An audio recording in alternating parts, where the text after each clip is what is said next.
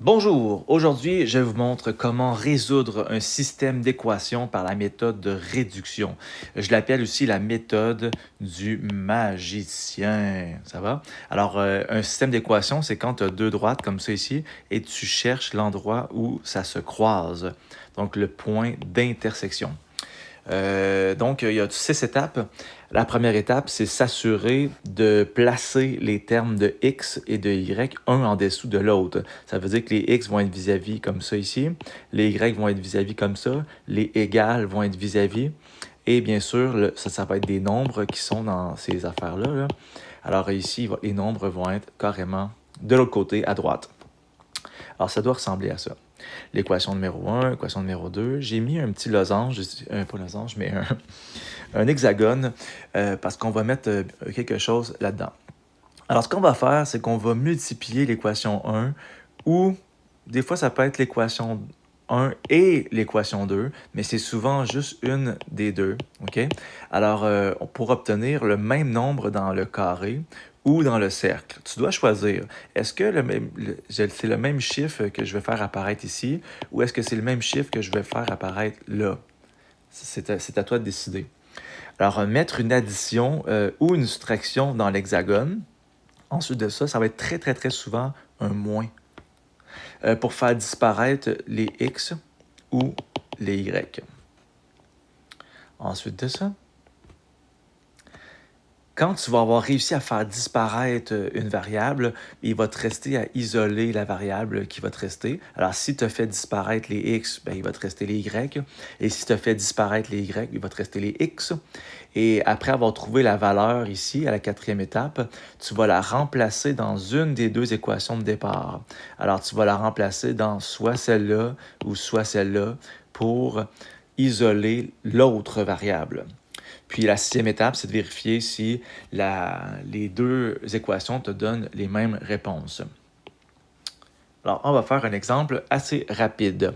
Alors, vous voyez, ça, c'est mon équation numéro 1, comme ça ici. C'est mon équation numéro 2. On peut voir que j'ai déjà aligné les x, j'ai déjà aligné les y, les égales sont alignés, puis ça aussi, c'est aligné. Alors là, moi, j'ai le choix.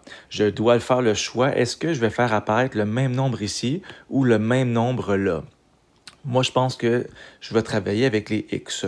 Alors, si je multiplie tout ça par 2, OK, donc tout ça par 2, tout au complet, là, même ça, tout ça par 2, ça va me donner une nouvelle équation. Alors, je vais juste réécrire la première, l'équation numéro 1, comme ça ici. OK, elle n'aura pas changé.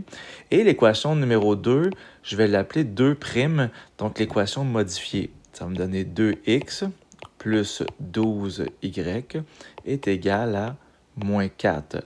Parce qu'ici, j'ai fait x2 comme ça ici, là, à chacun des termes. Ensuite, boum, je dois choisir qu'est-ce que je mets ici dans mon petit cercle. Est-ce que je mets une addition ou une soustraction pour faire mon tour de magie? Alors, quand on voit que c'est pareil ici, est-ce que je fais un plus ou un moins? Alors, bien sûr, je vais faire un moins. Comme ça, mes x vont disparaître.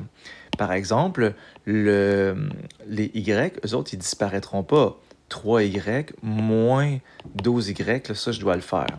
Alors, ceci, là, ça me donne 0x. Alors ça, boum, ça disparaît.